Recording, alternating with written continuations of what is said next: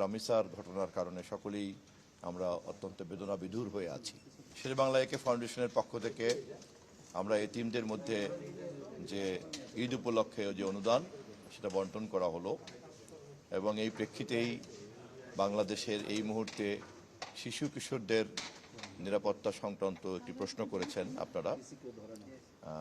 আপনারা সকলেই জানেন যে গোটা জাতি গত 2-3 দিন যাবৎ আমরা রামিসার ঘটনার কারণে সকলেই আমরা অত্যন্ত বেদনাবিধুর হয়ে আছি এবং আপনারা দেখেছেন যে জাতির এই রামিসা সহ এই ধরনের শিশু কিশোররা যারা নির্যাতনের শিকার হয়েছে এ পর্যন্ত তাদের সকলের প্রতি জাতির এই স্নেহ মায়া মমতা এবং ঘটনাগুলির প্রতি শোক বেদনা ব্যক্ত করার জন্য মাননীয় প্রধানমন্ত্রী জাতির প্রতিনিধি হিসাবে ওই শোকার্ত এবং সংক্ষুব্ধ পরিবারের পাশে তিনি গিয়ে হাজির হয়েছেন এবং আপনারা এটাও খেয়াল করেছেন যে দেশের প্রচলিত আইনের মধ্যে সবচেয়ে দ্রুততম সময়ের মধ্যে এই অপরাধীকে সাজার আওতায় আনার জন্য সরকার সব ধরনের ব্যবস্থা গ্রহণ করেছে এবং সরকারের পক্ষ থেকে সংশ্লিষ্ট সকলকে বিশেষ করে সাংবাদিক ভাইদেরকেও ধন্যবাদ জানাই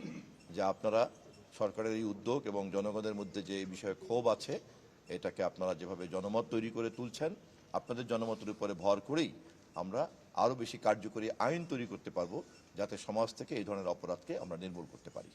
যে কোনো শিক্ষা প্রতিষ্ঠানের প্রসার আমাদের জন্য ভালো, তবে তা যাতে আমাদের নির্দিষ্ট কারিকুলামের মধ্যে এবং সব কিছুর মধ্যে নিয়মকানুন মেনে চলে।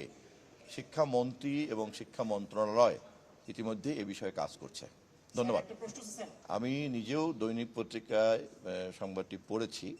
বিষয়টি সম্পর্কে আমার কাছে কোনো পরিষ্কার তথ্য এখনো আসেনি এবং এ বিষয়ে সংশ্লিষ্ট মন্ত্রী স্বরাষ্ট্রমন্ত্রী ইতিমধ্যে কথা বলেছেন, বাকি কথাও তিনি বলবেন।